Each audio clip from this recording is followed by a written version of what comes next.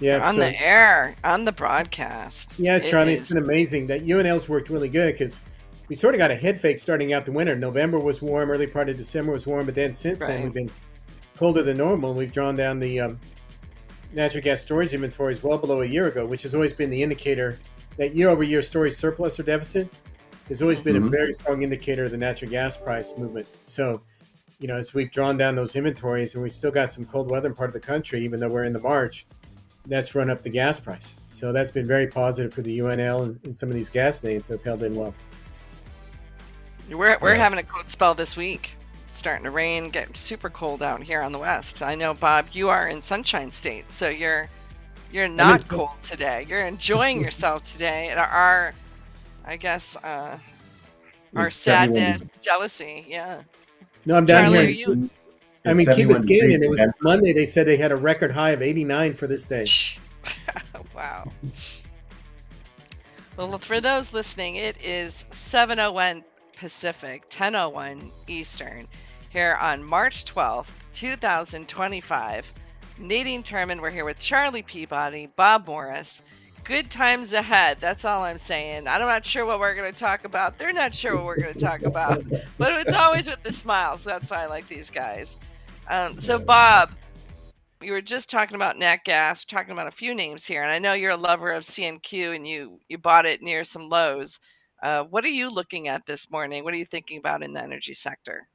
Yeah, so I'm not doing anything today. There are times when you just don't do anything and you watch and see what happens here, what direction things move. It's tough to make a call on the oil price with everything that's going on the macro side, and you've got OPEC supposed to put some of these incremental barrels cut back in the market at the end of this month. Right. So oil's not in a bad place. It's below 70, but around $67 plus is not a bad place for these names. So, C&Q, yeah, you're right. We bought it. We recommended buying it on the lows when it dipped below 26 here. I think it was a week and a half ago. So I'm watching it here. If it pulled back to those levels again, I'd be pounding the table on it. If it moved well above 30, I'd probably write covered calls on part of my position. But we're sort of in the middle here where it really doesn't make sense to do anything either way. The other thing I'm watching are these natural gas names. And natural gas here for March above $4 is pretty impressive. And we did add to our two favorite gas names here a couple weeks ago on Expand Energy and EQT. And Hmm. again, they popped up a little bit here. And those, I could still add a little bit more. I've got nearly a full position in those names now. And my average cost is below where they're trading today. So if you saw a pullback in those into March as we get past this cold weather, Nadine, you said you're getting some cool weather on the West Coast. We're here in Hmm. Florida where it's nice and warm, but into the spring when we get into the shoulder period where there's not a lot of demand for natural gas, if those names pull back again, I probably add a little bit more to them. But we're sort of in this middle ground where it's sort of hard to judge. Probably looking to do something on CNQ again if it moves a lot higher, or to add to both the CNQ and some of the other oil names like EOG, Chevron, on any move lower, and it's same on the gas name. So we're sort of watching things here at this point. And something I wrote in my arrows note this morning, would love to get your thought on it. So that shale guru Scott Sheffield gave his input. He basically said, there's a warning flag out there for U.S. oil producers. He thinks crude's going to get to the 50, $60 range as you mentioned. Other nations raise their output or at least put supply back in. That's like on one hand, what someone said, but then I putting out in our notes this morning a few charts. It looks like people are not positioned for any good news. So, like the streets as bearish crude oil as it was in March 2020 Yep. when we were locked down. So, and that's there's a Goldman Sachs chart I'm putting out this morning. So, how do you put those two things together? What is one side missing, or where do you come out? Well, the bullish side of it too is that Trump's putting out a lot of rhetoric with regard to Iran, and he wants to go Right, back to basically putting all these sanctions on them, shutting down their oil exports. right, So it may come to where this incremental oil that OPEC puts in the market may just be offset by sanctions on Iran and right. taking some of their exports off the market, which I think they export around 1 million barrels a day. So you've got bullish and bearish factors there. The bullish side of it on oil too is that what we've seen, we just went through the fourth quarter earnings on the oil names, and nobody's increasing production. And Right, so they're all sticking to their discipline, despite you know the current administration's drill baby drill mantra. right. All these companies are saying, no, we're getting rewarded for returning the capital to shareholders, and we're not going to step up production. We're just going to maintain some of them, low single digit growth, and they're going to return capital to shareholders mainly in the form of share buybacks as opposed to special dividends. So Scott's a very smart guy. He's always been, pretty accurate on the outlook here and what's going on. And I think, a lot of it depends on the demand side. These Sure. oil prices have moved more here in the past several years on what people think about the demand side out of China and elsewhere, more so than what's going on with the supply side. But Okay. from the supply side, we're not going to see this huge increase in supply.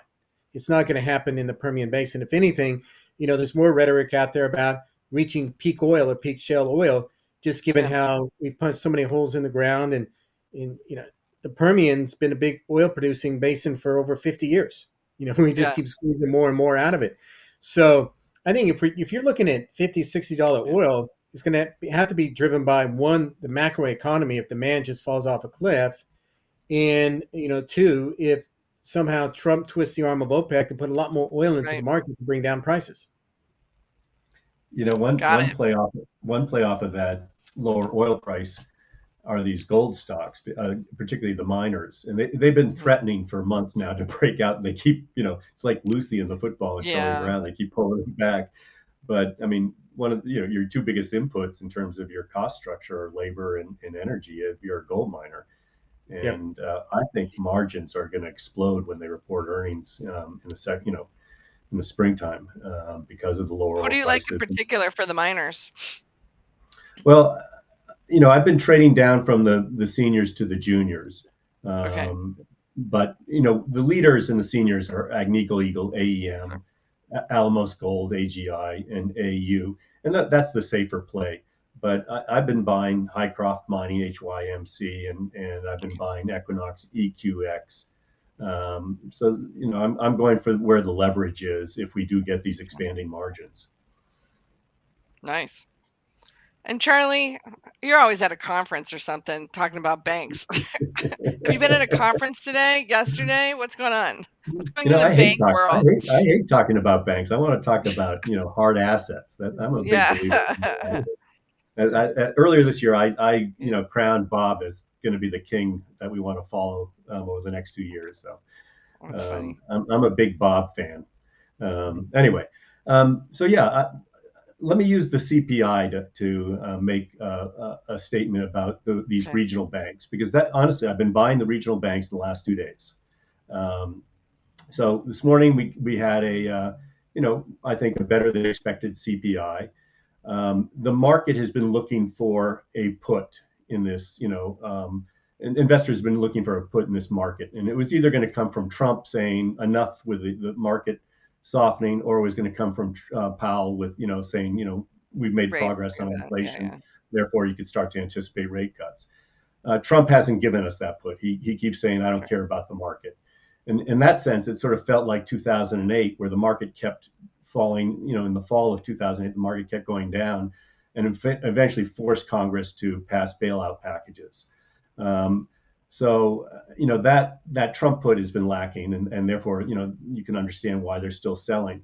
But the CPI this morning, I think, raises the odds that the Powell put is now in place, and that he Okay. can start to cut again at some point this spring, summer. Um, and if he does, then we could get a steeper yield curve, and that would Hmm. be very, very positive for these regional banks. So, Okay. I published yesterday on the Wall Street Beat site a piece saying that value is being created, and I really think it's being created more in the regional banks right now because of that potential Powell put and the potential for the steepening yield curve. Um, if you look at the regional bank stocks, they are now trading at levels below pre-election prices, Okay. which means there's no benefits from deregulation in these stocks. Yeah. And one of the things we're about to get is the appointment of a new head of the vice chair of bank supervision at the Fed, and because Barr resigned when Trump got elected, and we think it's going to be Michelle Bowman. And Michelle Bowman is a community banker by background. Um, the other people to keep in mind are French Hill, who heads up the House Banking Committee. He's a community banker out of Arkansas. And then, keep in mind that Scott Besson grew up in small town South Carolina and started his career as a financial sector analyst, and really has been heavily involved in his career with community banks. So I think there's going to be a regulatory bent geared towards deregulation that favors the regional banks. And I'm a big believer that if we can get this yield curve to steepen, we get some deregulation. These regional banks have another very good, strong trade higher. Okay. I've been in contact with all my banks over the past week, and we had a conference a week or so ago. And yeah, estimates for the first quarter are going to come down, but there's no question they're going to come down. We started writing about that in early to mid February, but they're going to come down by pennies, maybe a nickel. So it's not drastic cuts. So I think these regional banks that are now trading below pre-election prices are attractive. The names Yeah. that I've been buying recently are Truist. I think that's a great total return stock. Symbol is TFC. It yields 4.9%. I think the dividend's Yep. safe. They're actually buying back stock because they do have excess capital. And I think by the second or third quarter, you'll start to see some better earnings momentum. By the Okay. way, the first quarter is not going to be anything to write home about. So, but as I said, I think that's being discounted by So, so, prices. so Um, buy now, or do you have time to wait? I'm buying now. I Okay. literally have been buying the last 2 days, Monday and Tuesday. I've been buying in these sell-offs. So U.S. Bancorp is not rated buy by us, but again, another total return stock, yielding 4.3, 4.4%. Keep in mind that the 10-year Treasury is yielding 4.3%. So these stocks are yielding more than the 10-year Treasury. Um, U.S. Bancorp has been a perennial underperformer for the last 3.5 years. We upgraded it recently. I posted it on the website as well, a report on U.S. Bancorp. Um, so we upgraded it from sell to hold. It'd been a sell for, I don't know, many years for us. But that's starting to turn now, and they're starting to generate some positive operating leverage. Their capital situation is improving, but they're not, in a position of excess capital. Yeah. M&T Bancorp, symbol MTB, is my number one regional bank pick. Very conservative balance sheet, very conservative management. This is one that you can sleep with at night. It's a Warren Buffett type name. They are going to show very improved margins this year. So I feel very strongly that the revenue side of the equation is going to be stronger than most regional banks. And then finally, to Okay. round out the group is CFG, which is Citizens Financial, a New England-based bank. And they are sort of in a transition period where they've been restructuring their balance sheet.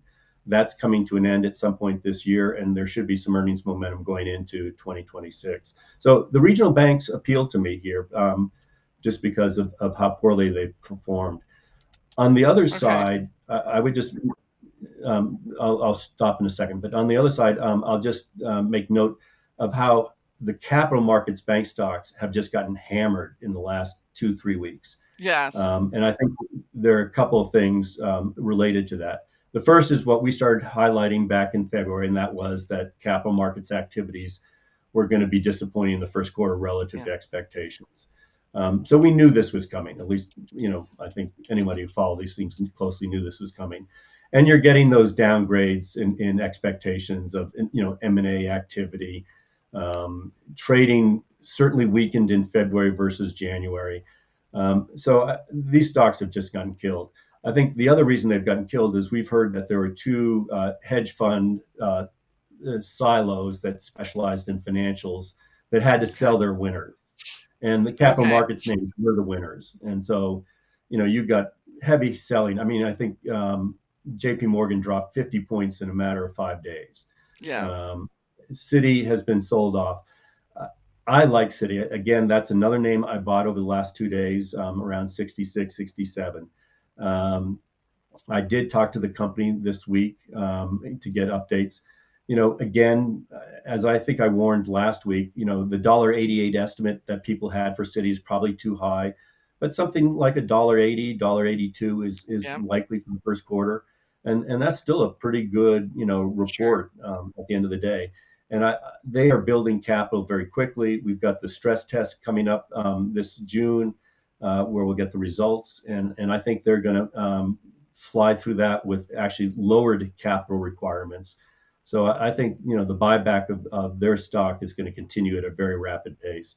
So Okay. I like some of these banks. Value is being created. I'm sticking with the regionals just because of what I think is the Powell put that's being put back in place.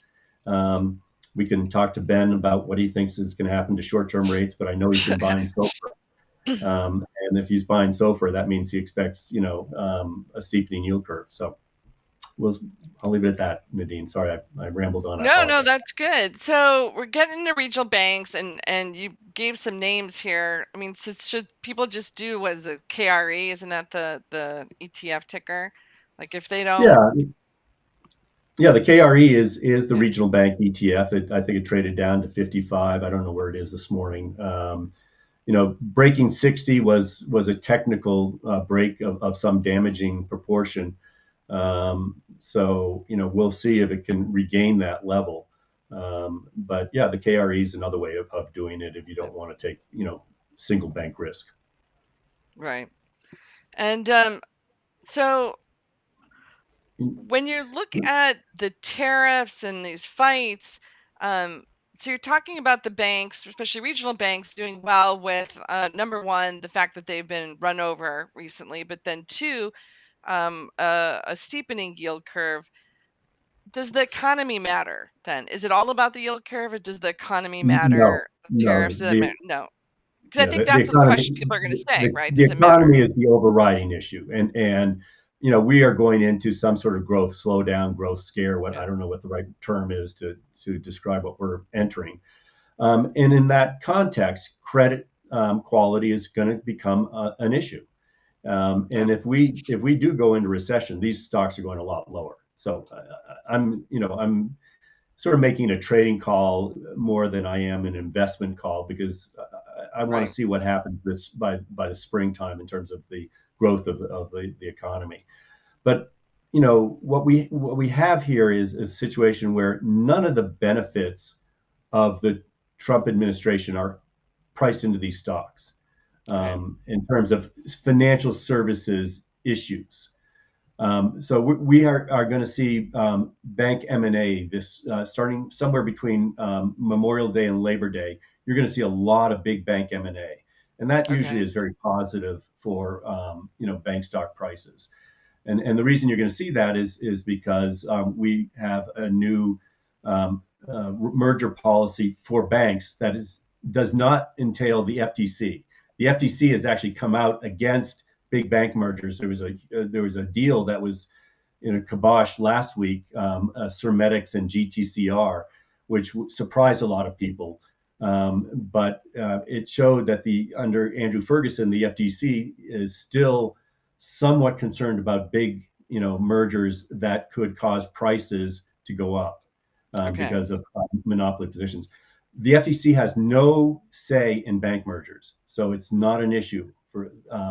And on the bank regulatory side, you're going to see the regulators favoring more bank mergers, big bank mergers. So I think that'll be a positive backdrop, but we're probably not going to see any deals get announced until after Memorial Day. Okay.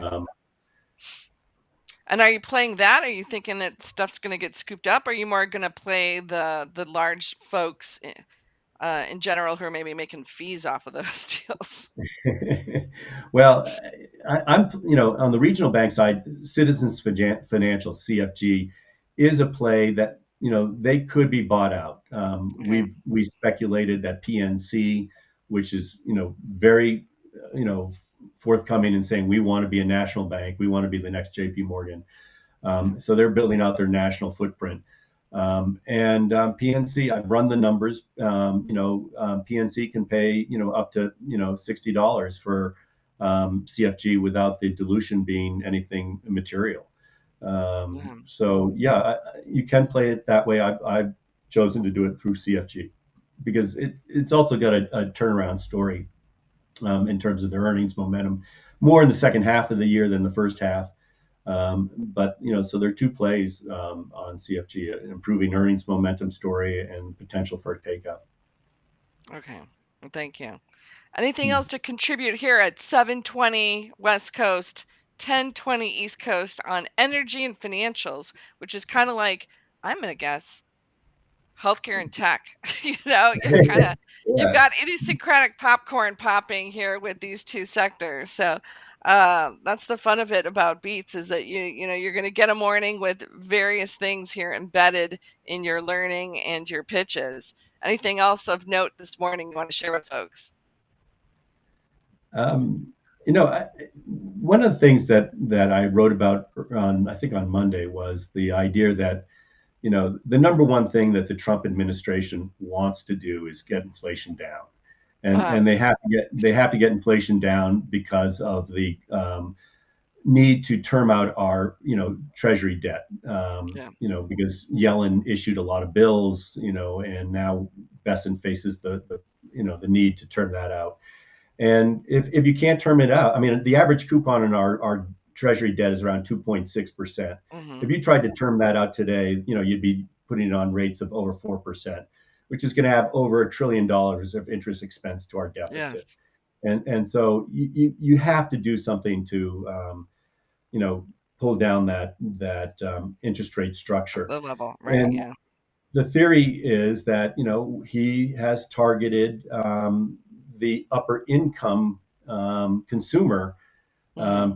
in a way to get them to slow their consumption, to Right. slow this economy, because the top 10% of our consumer is making 50% of the spending, accounting for 50% of the spending. So if you believe in that theory that he wants to somehow target the upper end consumer for a slowdown, the two Hmm. ways you do that is you cause stock prices to roll over and you cause housing prices to roll over, and Yeah. that's happening. And so just recently we've seen some of these high end consumer stocks get hit. I mean, I've talked about the high end cruise lines like Viking, talked about Right. Ralph Lauren on the high end apparel. I've talked about Hilton or Hyatt or Marriott on the hotels. And I've been talking Ferragamo, about burritos at Chipotle. $20 yeah, burritos at Chipotle. That's for rich people. and Ferragamo was down 16% on Friday. Salvatore Ferragamo, the high-end shoes, as they gave weak Yeah. guidance.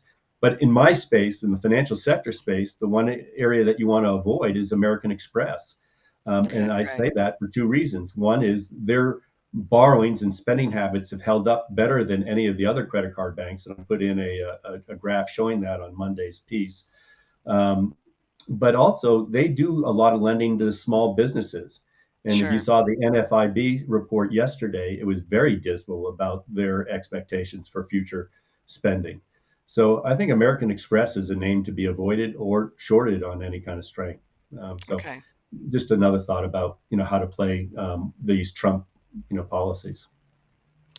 And what about Sure. shorting Starbucks? Expensive coffee. I think burritos and That's coffee, Ferragamo shoes, burritos, expensive coffee, all things to short, right? Yeah, I the mean, stock.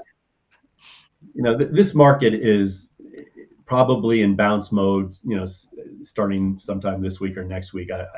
Those are hard things to call, but Hmm.